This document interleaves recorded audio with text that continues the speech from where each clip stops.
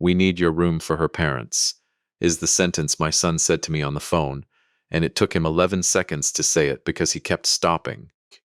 I know it was 11 seconds because I was standing at my own workbench with a stopwatch app open for an entirely different reason, timing a glue set, and I never closed it. I just watched the numbers climb while my son tried to find a way to ask me to give away something that was never his to offer. 6 weeks later, he was sitting on the tailgate of my truck in the middle of a hayfield in Montana, holding a piece of paper with his name on it and a debt on it he had never agreed to and never seen. $71,000. And before any of that, before the number, before the field, I did something that surprised him more than anything else I did in that whole ugly year. I didn't argue. I asked him to go get the lease and read it out loud. My name is Walt Kessler. I'm 66 now, 64 when this started. I spent 37 years as an aircraft mechanic, airframe, and power plant A&P license, most of it on the cargo side out of a hub outside Dayton, which means night shift, which means for the better part of 4 decades I went to work when everyone else came home. Hydraulics, landing gear. A nacelle at 3 a.m. in February, with the wind coming straight off the ramp and freezing the zipper on your jacket shut. Here is the one thing that job put in me, and it is the only credential I have for telling you any of this. You do not sign your name to something because it looks all right. There's a stamp with my number on it, and it goes in a logbook, and if I signed off a repair and something came apart at 31,000 feet, that failure was mine. Forever.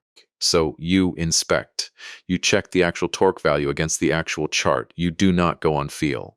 My father told me that in a garage in a suburb of Dayton when I was 12 years old with a Chevy up on stands. He wiped his hands on a rag and said, "Feel is what fails, Walt. Feel is what a man tells himself so he doesn't have to check." I have thought about that sentence more in the last 2 years than in the 50 before it. I retired at 63 with a decent pension, a 401k I'd been feeding since 1988, and a picture in my head I'd carried since about 1997. 9 acres in Paradise Valley, Montana, south of Livingston. The Absarokas on one side of the valley and the Gallatins on the other, like 2 ranges that agreed on something long ago and never changed their minds. A house built in 1941, log and frame, added onto twice by people who didn't much care about matching lumber. A carriage house out past a stand of aspen that a hired hand had lived in for 30 years, and a shop. The shop was the whole reason.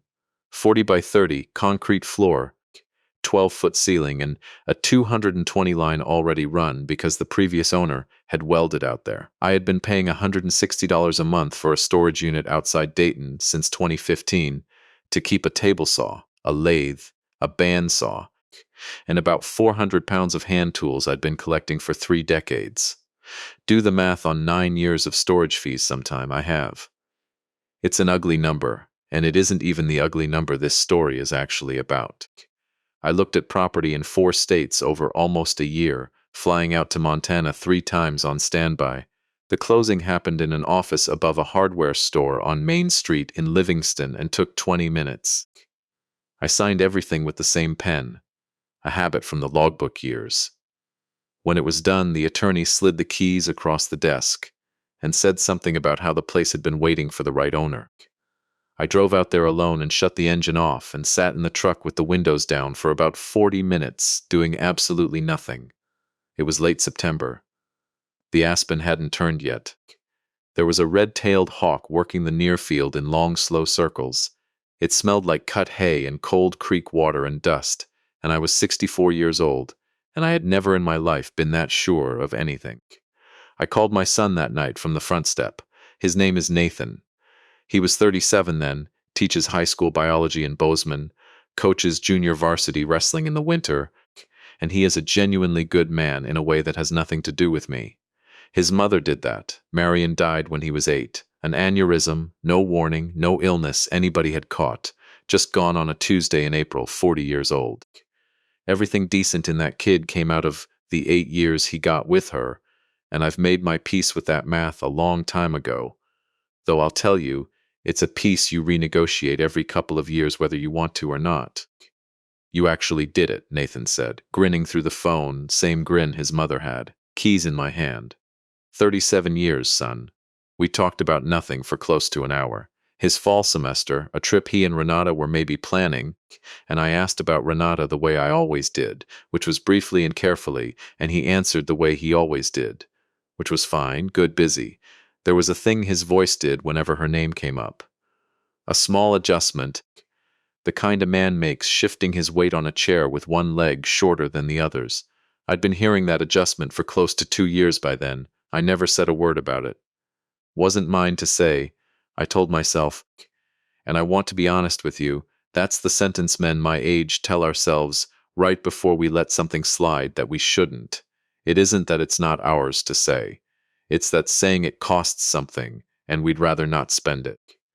Nathan and Renata didn't come out that first month. I set up the shop instead, mounted the hand tools on French cleats in an order I'd been sketching on graph paper since I was 53. I built a workbench out of Douglas fir hauled from a mill yard outside town, laminated 4 inches thick, joinery cut entirely by hand, the way my father cut it. When I flattened that top and ran my palm down the grain, I stood in the sawdust a long while with the door open and the mountains right there in the doorway. I don't have a clean word for what that felt like.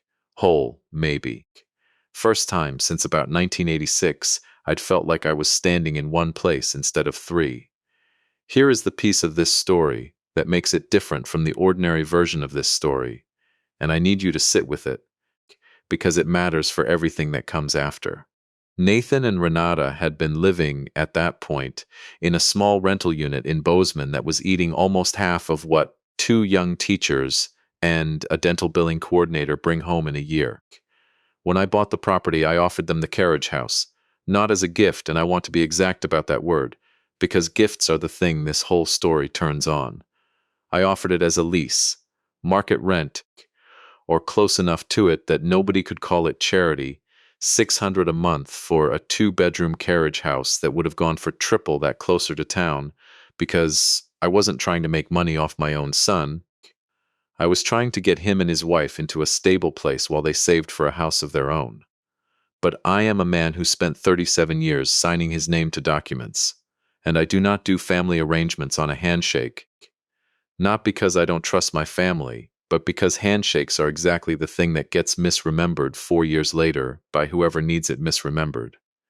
So I had Marguerite Sawyer, the property attorney in Livingston whose office sits above a feed store on the same block as the old Opera House, draw up an actual lease, 12 months, renewable, tenants named as Nathan Kessler and Renata Kessler, a clause, standard in her boilerplate, that no additional occupants could reside in the unit beyond the named tenants without the landlord's written consent.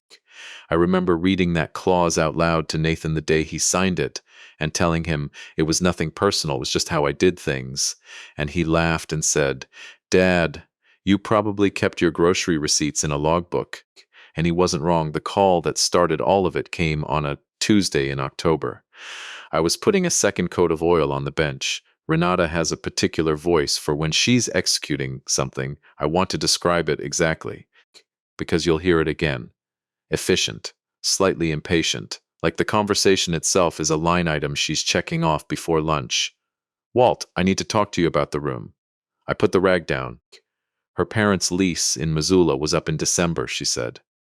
The rental market over there was impossible. They'd been looking for months, and everything was either too far out or too expensive for what Hollis was bringing in, which she said fast, the way you say a fact you don't want examined. And then, without a breath between sentences, "The second bedroom in our place is basically sitting empty. You know that. It's the obvious answer. They use it while they get sorted. A few months. That's all." I stood there in the middle of my own shop holding an oily rag. I said, "Renata, that's the second bedroom in the unit you and Nathan lease from me. There's a clause about additional occupants requiring my written consent, which nobody's asked me for. A beat. This is what family does, Walt. This is what family does." I'd heard that sentence from her before. Not often, but every single time it meant the same thing, which was that I was about to be handed something I hadn't agreed to. I said, "Has Nathan talked to me about this?" Nathan agrees family comes first. That is not an answer. And I want to point out that it went right past me for about 4 seconds before I caught it. That's a sentence built to sound like a yes without ever actually being one. I said I'd talk to him myself. She said she'd already talked to him. I said I'd talk to him anyway, and that's when her voice cooled by about half a degree and the thing underneath it came up through the floor. My parents are good people who've had a hard few years. If you can't find a way to help family when they need it, that tells me something about you. A pause, calibrated. And honestly, Walt, if managing one lease and one tenant conversation is more than you want to handle right now, maybe the real question is whether you should be running a rental property at your age at all. 64 years old, I walked 4 miles a day up a Forest Service road with an 8% grade on it. I had built a workbench with hand-cut joinery 2 months earlier. I had spent 37 years signing my name to repairs that other people's lives depended on, and my daughter-in-law was telling me I might not be fit to enforce a lease clause I had personally watched an attorney draft, because she wanted to move 2 more people into a unit without asking. I said goodnight and hung up, and I want to tell you exactly what I felt, because it wasn't rage, and if you're waiting for the part where the old man loses his temper, this isn't going to be that story. I got quiet. The specific kind of quiet I used to get at 2 in the morning when a gauge read something it shouldn't have. Not upset. Interested. Something was wrong with this particular airplane, and I had just been handed the first indication of it. Nathan called the next morning, and he sounded tired in a way that had nothing to do with sleep. Dad, I'm sorry about last night. She shouldn't have come at you like that. No, she shouldn't have. Her folks really are in a bind, though. Hollis is between things again, and their landlord's selling the building. I kept my voice flat. She told me you'd agreed to this. A pause. I said it could work if you were okay with it. I didn't agree to anything without you. Longer pause. But I didn't call and ask you myself, did I? No, he hadn't. I told him I wasn't deciding anything that week, and that when I was ready I'd call him, not the other way around. Then I made coffee and sat down at my kitchen table with a legal pad, not to vent, to lay it out the way I'd laid out 100 discrepancy reports over the years. What I know, what I don't know, what I need to find out, what my options are. Because here's what I'd worked out standing in that shop the night before, with the oil rag still in my hand. This was never a housing question. It was the newest entry in a ledger I'd been quietly not keeping for 3 years. Renata telling me what to bring to Thanksgiving as though I'd asked her opinion. Renata informing me after the fact that Nathan wouldn't make a weekend I'd already taken vacation days for. Renata mentioning the exact number of my pension to a mutual friend at a barbecue, twice, which was never hers to mention to anyone. Every one of those, taken by itself, is nothing. You'd sound unhinged complaining about any single one of them out loud. That's the entire mechanism. Nobody ever moves a boundary a full foot where you'd notice it moving. They move it an inch at a time, 40 separate times, and then one October evening, somebody's telling you how to run your own rental property. I called Nathan back that Thursday and asked him to come by the shop after school, alone. He showed up still in his school clothes, a lanyard with his ID badge still around his neck, looking like a man walking into a meeting he already suspected he wasn't going to enjoy. I didn't yell at him. I have never once yelled at that boy in his life, and I wasn't going to start over a bedroom. I set the lease down on the workbench between us, the actual signed copy, the one with his signature, and Renata's signature and mine, and I said, "Read me the occupancy clause, out loud. I want to hear you say it." He looked at me like I'd asked him to do something strange, which I suppose I had. But he picked it up, and he found the paragraph, because I'd had him initial every page the day he signed it, and he read it. The premises shall be occupied only by the named tenants, Nathan Kessler and Renata Kessler, and no additional occupants shall reside in the premises, whether temporarily or permanently, without the prior written consent of the landlord. He read it once at a normal pace, and I watched something land on his face about halfway through, and then, because I asked him to, he read it a second time, slower. When he finished the second reading, he set the paper down and looked at me and said, "I know what you're doing." I said, "I'm not doing anything. I'm asking you to hear your own name in a document you signed, because right now you're standing in my shop telling me what your wife has already decided. And I want you to notice that the only person in this conversation who hasn't been asked anything, is the landlord. He was quiet a long time. Then he said, I didn't agree to this, not really. I told her I'd think about asking you. I said that's not what she told me. He didn't have an answer for that, and I didn't make him find one. I told him I needed some time, and he left, and that was the first night I understood that whatever else was happening, my son was standing in the middle of it without a map. I made 3 calls that week that mattered. The first was to Marguerite Sawyer, the property attorney. 60-some, direct in the way that comes from 30 years of cutting through what people wish were true instead of what actually is. I laid the whole thing out with no adjectives, which is a discipline. Adjectives are where people talk themselves into believing their own spin, and I've spent too many years reading torque charts to trust a story that needs adjectives to work. She listened without moving her face much. Then she asked, Where's your son in all this? In the middle, I said. I don't think he engineered any of it. I think he got walked into looking like he'd co-signed something he never actually agreed to. Your ground, your lease, your call, she said. There's no ambiguity in that clause. If those people move in without your written consent and you've told them no, that's a lease violation on your tenants, and if the parents themselves refuse to leave once notified, that's trespass, and the sheriff handles trespass, not family court. She folded her hands on the desk. What's actually bothering you here besides the legal part? And I told her the true thing, which was that I had sat across a table from Hollis Prentice at family dinners for 3 years and could not have told you under oath what the man did for a living. I'd asked Nathan twice. Both times he changed the subject so smoothly I hadn't even noticed until days later that he had. Marguerite was quiet a second. Then she said she'd give me a name. The second call was to my insurance agent, and it mattered more than I expected. Long-term unauthorized occupants in a secondary structure is a genuine coverage problem, not a technicality, he explained, because liability exposure changes once somebody's living somewhere your policy doesn't account for.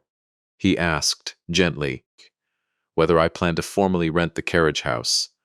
I told him I was still gathering information. He said that was the right order to do things in, and I was grateful for how plainly he said it, because plain was in short supply that month. The third call wasn't strategic at all. I called Nathan again, not about the room, just to talk, the way we used to before an interpreter stood between us in every conversation. 45 minutes about nothing, his students, a book he wanted me to read, a fishing trip we kept meaning to take. At the end he said, I miss just talking to you, Dad. I said, same. I've thought about that call more than almost anything else in this story. It was the only completely clean thing that happened in the next 14 months. The investigator's name was Desmond Rourke, 71, one room above a hardware store in Bozeman, with a filing cabinet taking half a wall and reading glasses on a chain around his neck. $550, 2 individuals, a standard background sweep, about a week's turnaround. The report landed on a Thursday afternoon, 14 pages, clean, no drama in the prose, which somehow made it worse. Hollis Prentice, 69, 3 businesses in 11 years. An excavation and grading outfit that folded in 2016 owing 4 separate vendors, according to small claims filings. A trailer-based food operation that closed in 2019 after a civil judgment against him for breach of contract with a supplier. A residential cleaning company operating out of Missoula under his wife Deborah's name, dissolved 8 months before the report was pulled. A lien against their vehicle for unpaid state taxes, and a civil judgment from a former business partner, $63,000, entered 2 years earlier, and still unsatisfied. I read it twice at my kitchen table, and then I sat there a while, and something surfaced that I hadn't thought about since Easter. Nathan had mentioned it in passing that day, holding a paper plate, that he and Renata were saving toward a house of their own. He'd been specific about it, the way he gets specific about things he's actually tracking, not just hoping for. 3 more years, he'd said, and he'd named a down payment figure, a high school teacher and a woman who did billing for a dental group, saving 3 more years for a starter home in a market that wasn't getting any cheaper. I called Desmond that Monday morning. I need you to look at something else, I told him. and I honestly don't know if it's even in your scope. Tell me the shape of it, he said. I want to know whether these people's problems have been quietly getting solved through my son. He was quiet a moment on the line. Then he said he couldn't touch anything private without consent or a court order, but public record was fair game: business filings, court judgments, UCC filings, lines registered against a name or an address. If there were loans out there with paperwork attached, he'd find them. I said, do it. 10 days later, I read the second report on my own front step on a Sunday afternoon in November, the aspen already bare by then. A personal consolidation loan originated 22 months earlier in Nathan Kessler's name alone. $71,000. I set the page down on the step. A white-tailed doe came out of the brush at the bottom of the field and stood there looking at me for a while, decided I wasn't worth the trouble of running from, and went on about her business. And I sat there on my own front step and understood, all at once and completely, that the bedroom had never been the story. The bedroom was a warning light. It was the little amber indicator that makes you open a panel you weren't planning to open, and then you find out what's actually been happening behind it for 2 years running. Christmas that year happened at my place, my first one in the new house, and nobody had the heart to make me spend it alone in a house I'd spent a decade dreaming about. My cousin Doreen drove up from Idaho Falls. My neighbor Al Rusted came over with his grandson Milo, who was 8 that year, because Al's own son works oilfield logistics out of state and doesn't get home for the holidays as often as anybody would like. Al is a retired Park County Sheriff's deputy, 70 years old, built like a fence post, and he has the specific quality that comes from 30 years of walking into other people's worst nights and staying calm anyway. Nathan and Renata came, and so did Hollis and Deborah, because by then the request had quietly become an expectation in Renata's mind. The way things she wants tend to become facts if you give them enough time unchallenged. I hadn't said yes to anything. I want to be clear about that going into this part, because what happened at that table is the moment the whole thing stopped being a private argument and became something other people watched happen. We were most of the way through dinner, and Hollis, 3 glasses of wine into the evening and feeling expansive about it, said to Doreen, of all people, a woman he'd met twice in his life, "We're looking at getting settled out here permanent, once the room situation with Walt gets sorted. Be nice having family close." He said it like it was already decided, like it was a weather forecast instead of a request nobody had granted. Doreen, bless her, looked at me across the table with an expression I can only describe as diplomatic alarm, the look of a woman trying to figure out in real time whether she'd missed an announcement. I didn't raise my voice. I set my fork down and I said, "Hollis, there isn't a room situation to sort. There's a lease, and the lease names 2 tenants, and neither of those tenants is you or Deborah." The table went quiet in the specific way a room goes quiet when everyone at it already half knew something was coming and had been hoping it wouldn't. Renata's face did something controlled and fast, the look of a woman recalculating a plan in front of witnesses.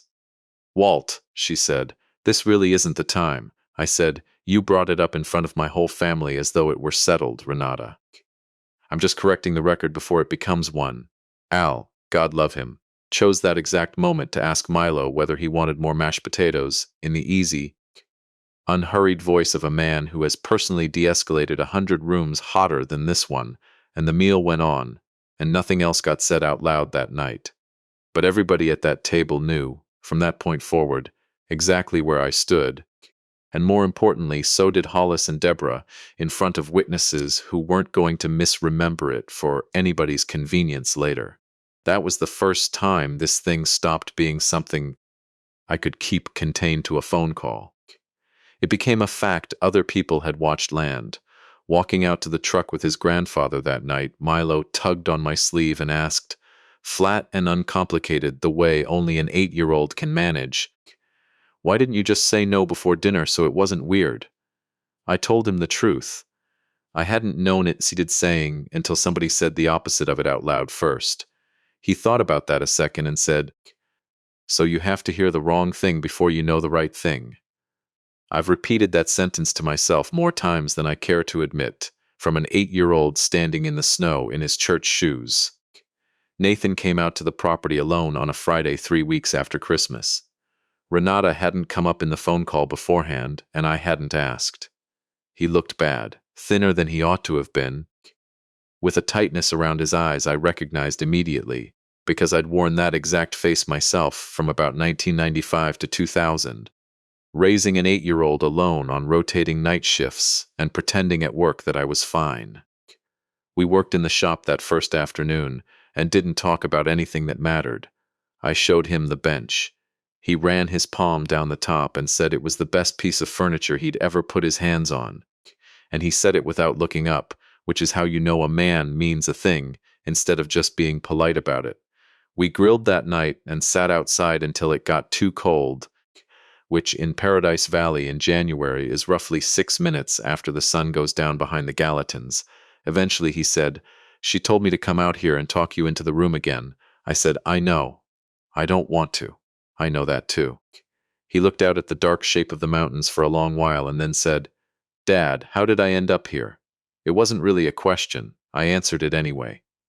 "You loved somebody. You trusted her. Neither one of those is a defect." Then I said, "There's something I have to show you, and it's going to be a bad night, and I'm going to show you anyway. I need to slow this part down because every other version of a story like this rushes straight past it, and that's the mistake." I went inside and got the folder manila, about a half-inch thick, everything Desmond had put together since October, and I came back out and sat down next to him on the tailgate of my truck.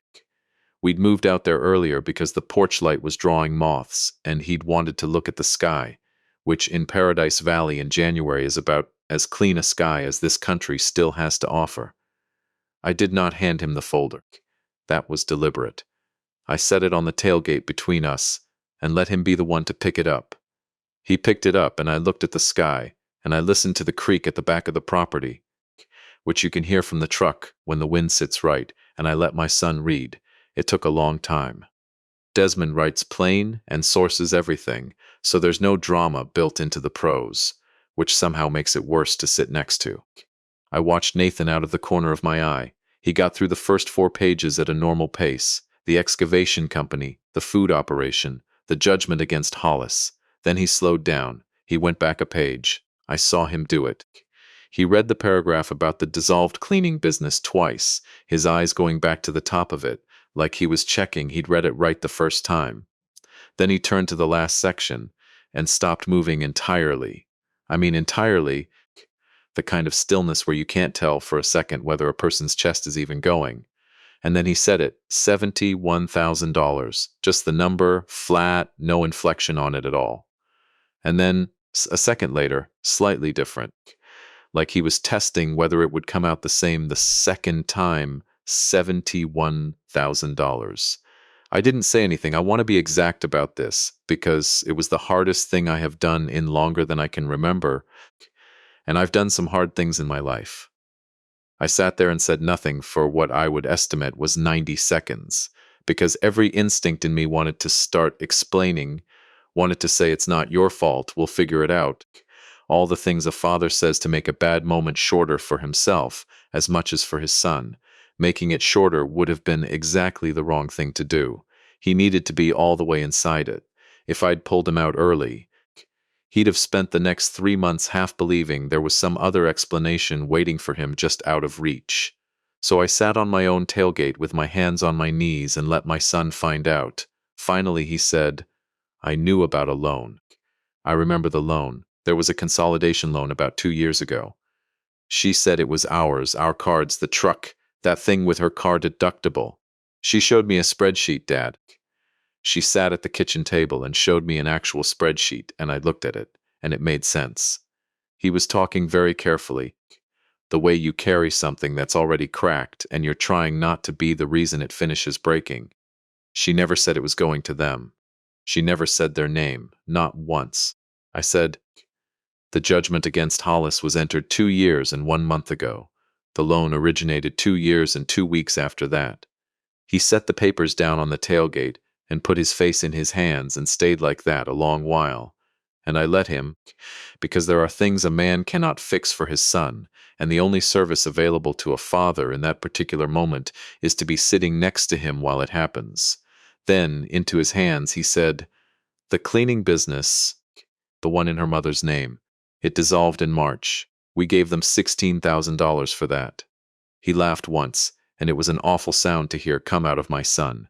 She called it an investment, said we'd get it back with a return once it got going. I remember thinking that sounded smart. He sat up. His face was wet, and he didn't do anything about it.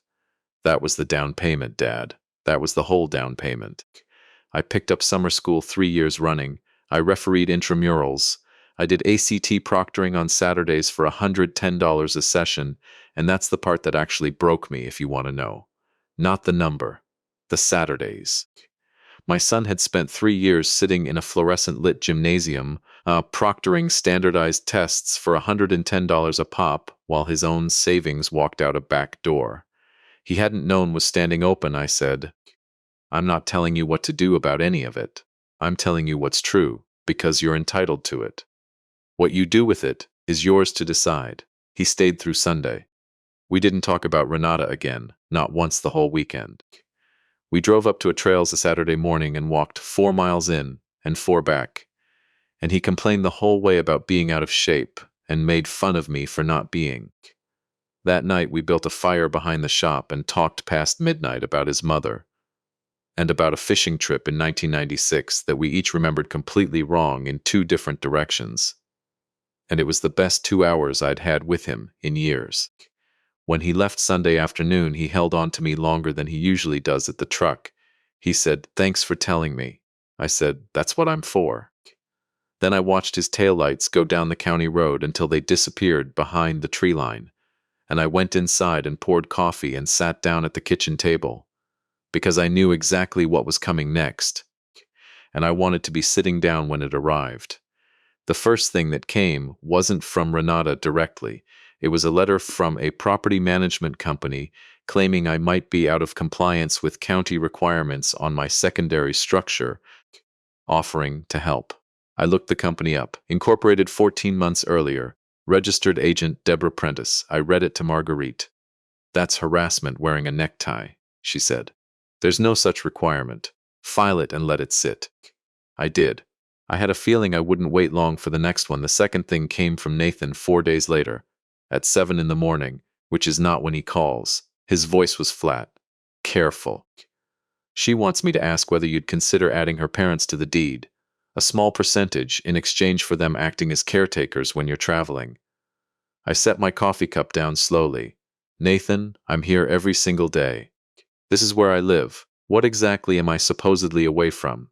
"I know, Dad. Is she reading this to you off something?" A pause. "She's in the kitchen." "Okay," I said, and I kept my voice even. "Tell her the property is not available for partial transfer in any amount to anyone, ever. And that if that management company contacts me again, I'll be filing a harassment complaint with the county. Don't soften any of that." He repeated it, word for word, and I heard her voice come up sharp behind him in the background. When he came back on the line, his voice was quiet and completely worn through. "She says you're being paranoid, and that the company was just trying to help." I said, "Nathan, that company's registered agent is her mother." Silence on the line, a long one. "How is Deborah Prentice the registered agent of a property management company 8 months after dissolving a cleaning business in the exact same city?" I heard him get up. I heard a door. When he spoke again, his voice had dropped to something almost too tired to be angry. "I didn't know she'd done that. I swear to God I didn't know." I told him I believed him. "She's on the phone with her parents 2-3 hours a day, Dad. I thought it was just stress about their housing situation. I didn't understand she was organizing something." I said, "I know. What do you want to do?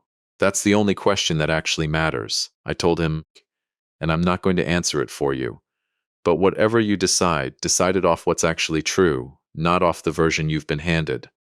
He hired an attorney in Bozeman, Priya Nair, recommended by a colleague, and called me after the first meeting sounding like a man finally handed a floor plan of a building he'd wandered in the dark for 2 years.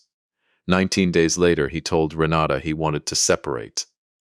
Her response came back inside 48 hours, and it was far too organized to have been improvised on the spot, which told me she'd been holding it in reserve.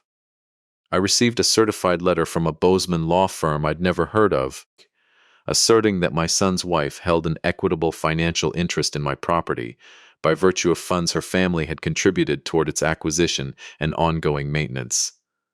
I called Marguerite and read it to her out loud. "So they gave you money?" she asked. Not $1 had moved between me and any member of that family in either direction, ever, and I told her so. "It's a nuisance filing, obviously," she said. "It's designed to cloud title and manufacture leverage going into the dissolution proceedings." A pause. "How's your documentation?" I told her every transaction on that purchase was sitting in a binder in my filing cabinet, scanned onto 2 separate drives with bank statements going back to 1998. There was a short silence on the line, and then she said, "Of course it is. You were a mechanic." She had a response filed within 6 days. The Bozeman attorney withdrew the claim 4 days after that. Marguerite told me later he'd done roughly 10 minutes of actual diligence after receiving her letter and found nothing there to stand on. Diligence he apparently hadn't bothered with before filing in the first place. Then Renata did the thing that told me exactly how frightened she'd become. She called my cousin Doreen, a woman she'd met exactly once, at that Christmas dinner, and told her I'd been showing signs of cognitive decline, that I was isolated out on a rural property, that I'd grown confrontational with family in ways that weren't like me, and that somebody needed to intervene before something happened. She used the word deteriorating. Doreen, to her enormous credit, hung up and called me directly inside the hour. "Walt, I genuinely didn't know what to do with that call." "You did exactly the right thing," I told her. "How specific was she?" "She said you'd made erratic decisions about the property lately." I said, "Doreen, I walk 4 miles a day up a road with an 8% grade on it. I'm cutting dovetail joints by hand at 65 years old. And I filed a legal response to a fraudulent property claim through my attorney last month. You want her direct number so you can compare notes?" Doreen laughed, actually laughed, and said no, she just wanted me to know, and that she was going to write the whole conversation down while it was fresh, if that was all right with me. I told her to write it down twice. I called Marguerite and she added it to the file, thick enough by then to need its own folder inside the folder. "She's throwing everything she can reach," Marguerite said. "That tells me your son's attorney has her genuinely rattled. So what do we do?" "Nothing. Let her keep throwing.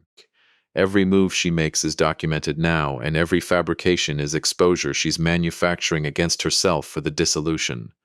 A pause. "She isn't hurting you, Walt. She's building a case against herself, one phone call at a time, and doing it for free." Al Rustad put it more plainly over coffee a week later. 30 years on the job, he said, and I never once saw a stable person make 5 desperate moves inside a month. Panic's got a rhythm. You just have to let it finish playing out instead of stepping into it. I sat with all of it for a few days, and here's the part where I have to be fair, and I don't especially want to be. Renata drove 4 hours once, back in 2018, when I'd come down with shingles, a nerve condition bad enough to make you understand why people once thought illness was a punishment. I was alone near Dayton and hadn't told anybody, because there was nothing anyone could do. She found out from Nathan, got in her car, and drove 4 hours with soup and a heating pad and 3 paperback novels. She stayed one night and never made a production of it, never brought it up again in 5 years. That happened. That version of her existed, and I've spent 2 years trying to work out what turns that same person into somebody who tells a 64-year-old man's cousin he's losing his mind. The closest I've come is this. Renata has been holding up 2 grown adults since she was roughly 19 years old.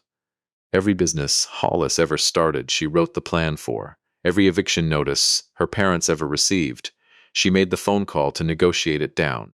15 years of being the only competent person in her entire family. And the reward for being the competent one is that it never, ever stops asking more of you. And somewhere inside all that, I think money stopped being money to her. It became something closer to water, moving toward whoever's drowning, and asking permission before you redirect it started to feel, from inside that logic, like an insult to family itself.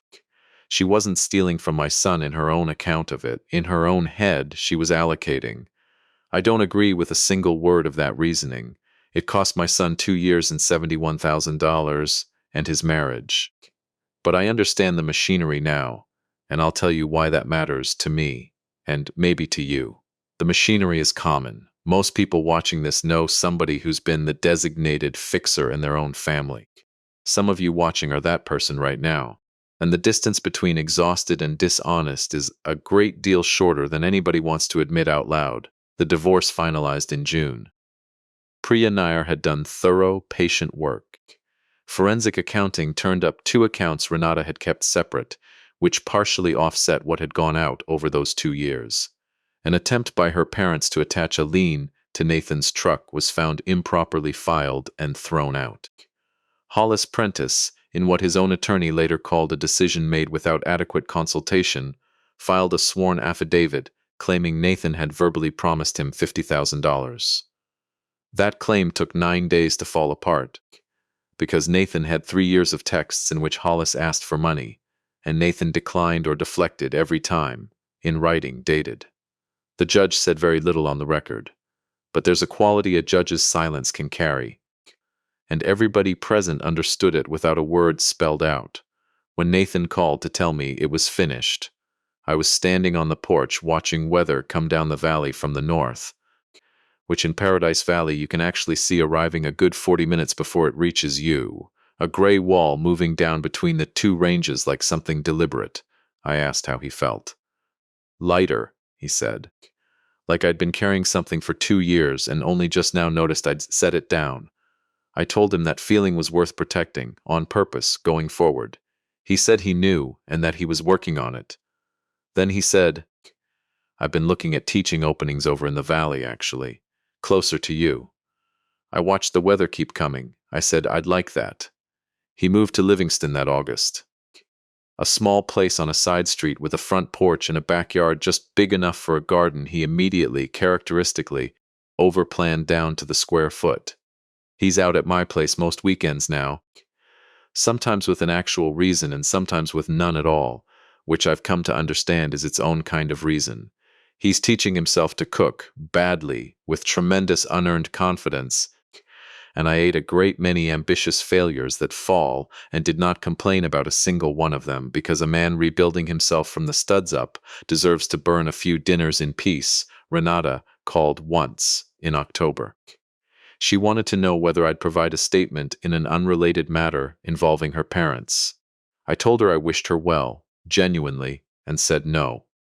That's the last time I've heard her voice, and I want to be honest with you about something. I put the phone down and stood in my own kitchen for a while afterward, because a person can hold both of those things at once without contradiction. I meant the wishing her well. I also meant the no. In November, Nathan brought somebody out for the first time in over a year.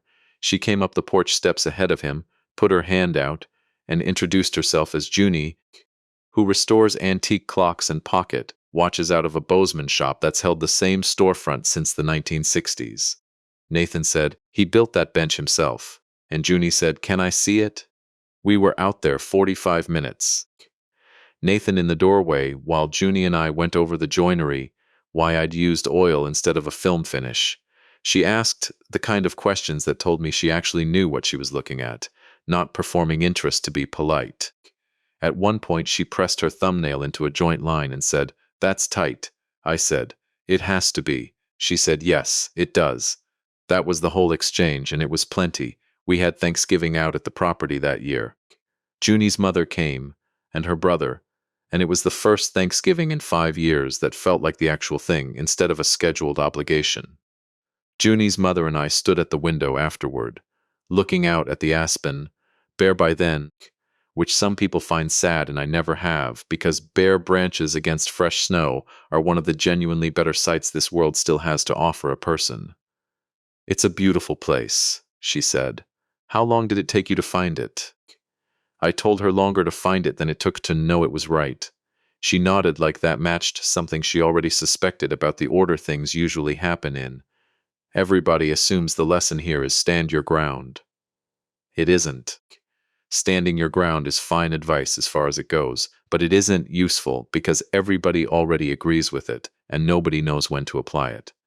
Here's the real one, the one that took me 14 months and 71,000 of my son's dollars to learn. No is a diagnostic instrument. That's the whole mechanism, start to finish. I said no to one fairly small request, a room I wasn't using for a few months, for family, and saying that one no lit up an entire system I hadn't known was live. Everything I eventually learned in those 14 months, I learned only because I declined something minor and then paid close attention to what happened directly afterward. If I'd said yes about that room, I'd have been the good guy. Everyone would have been pleased with me at that Christmas table.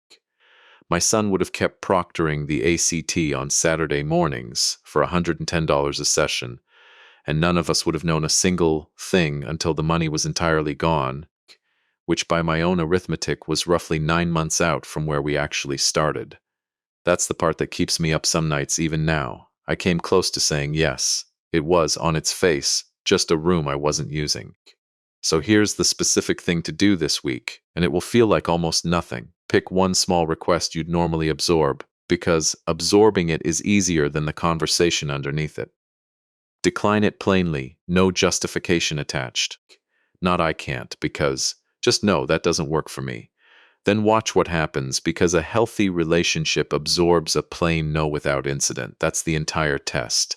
And if that no comes back at you dressed up as guilt, or as a comment about your age, or your reliability, or the soundness of your judgment, you have just learned something about that relationship you could not have learned any other way, and it cost you exactly one uncomfortable minute to find out. And here's the question I'd genuinely like you to sit inside for a moment instead of scrolling past it. What have you been saying yes to specifically? Because saying no to it would show you something you'd rather not find out yet. There's an answer. There's always an answer sitting right there. I had mine for 3 full years and was entirely comfortable not looking directly at it.